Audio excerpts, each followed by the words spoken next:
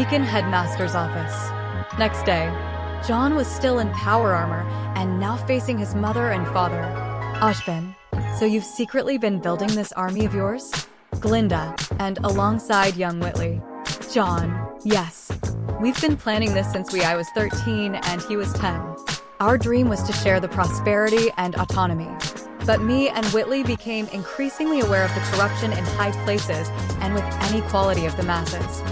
I unexpectedly inspired Whitley with my ideals and words, and we began corresponding together. He saw me as a mentor of sorts. He used his genius in economics to fund our army. Robyn, that explains how you got the funding, but not the troops and the weapons. John, well, that one is easy and it will piss a father. I was able to recruit a few from the Aesops and a lot of retired Atlassian veterans. Ironwood, John, how could you? John, I asked them and I sure as hell not forced draft him like some of your boys, Ironwood. Then he heard an obnoxious laugh as they looked behind to see a drunk idiot laughing, with Winter, Weiss, and Ruby in tow. Crow, it seems like your boy is taking you down a peg. He heard a click as a gun was pressed behind his head. Disrespect my brother again, and you're gonna enjoy a new hole in your head. They turned to see the same armor, same as John's, but pure white, but bearing the Schnee symbol on one of its shoulder pauldrons. Winter looks at the new visitor and moved to draw her sword. Winter, no. She looks behind her and sees her mother. Winter and Weiss, mother, as Weiss rushes at her in tears. Weiss, I never thought I'll see you again. Winter, mother, these people kidnapped you. Willow, no, they saved me from myself. Then the new soldier collapsed his helmet, revealing a young man with semi-messy white hair. Winter, Whitley, but you went missing. Weiss, he did at the same time as John Ironwood. Over there. Winter looks to the man who kidnapped her mother. Winter, John, why? John, so your mom could get proper treatment. And as you can see, she's just fine. Willow, what he says is true. They helped me with rehab and Whitley, and I was catching up. She secretly looks at Crow, who sneaked in a glance and winked at her, making her blush. Both of them were busy building Republic City. Glinda? Republic City? John displayed a map and showed them the city after nearly a year of construction.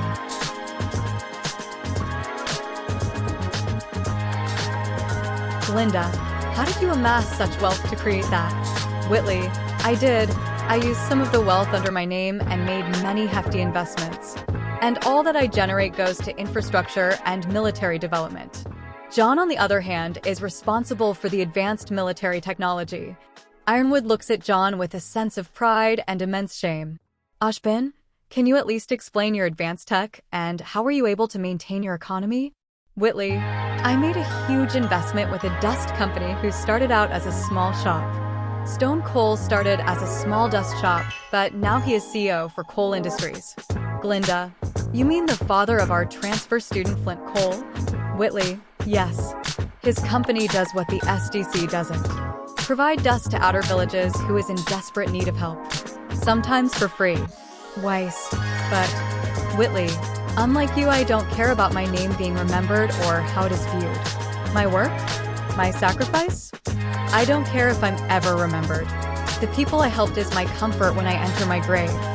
Same as John. John nods. Ashbin, it's a shame you never got to be my students. John, I don't know, Ashbin. I trust you as far I can throw you. Robyn, John. John, I've seen many things in the field, especially does who lies just to bring us harm.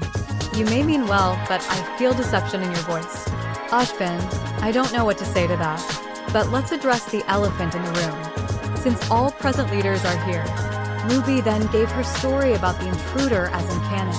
Ashbin, thank you, Miss Rose. You and your teammate are dismissed. Willow, Winter, and Robyn was told to wait at the lobby because of a private conversation. The duo left as the adults and young men convene. Ironwood, they were here, Ashbin. Glinda, yes, we know James. Ashbin, she has finally made her move. John, if you mean the virus she tried to put in the CCT, we had it isolated and have planted a tracker on the enemy. The adults looked at him in shock. Ashbin, what have they done? John, It seems according to Dr. Pietro. Ironwood, you have Polandina as well. Whitley, of course that will explain our technology advantage. Glinda, please let's be less sarcastic, Admiral, please, we're being civil. Whitley, yes ma'am. Jaune, back on topic. Dr. Polandina has classified as hijack software, since it seems to give a transmitter awaiting a certain signal. Whitley, hijack the CCT to hack the warships you so graciously led here, General. Ironwood, it's to protect Vale, Admiral. Jaune, more like intimidate. Classic tactic during the wars. Ironwood, that's not my intent. Jaune, history tells otherwise. General Lagoon intimidated many villages to not rise up against him by marching his troops on their streets. Crow, now that sounds familiar. Jaune, since their plan is to take over your droids, I strongly advise to send your ships far away from the range of any CCT. Whitley, and I'll have the Jaune A Warden orbit between Vale and Amity. Jaune, I'll have the mobile infantry discreetly patrol Vale out of sight. Ashbin, how did you come by this information? Jaune, the targets are Cinderfall and Mercury Black. Crow, those were the punks that attacked Amber. Wait, it was you guys who took them down? Where is she?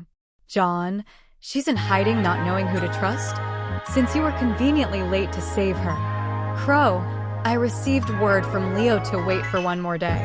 Oh, fuck me. Whitley, I question what she sees in you. Crow, what? Whitley, nothing. Crow, are you sure you Jacques' son? Whitley, I don't know if we're even the same species. Glinda, wait, those names. They're the new transfer students from Haven. Jaune, I guess you people have a traitor.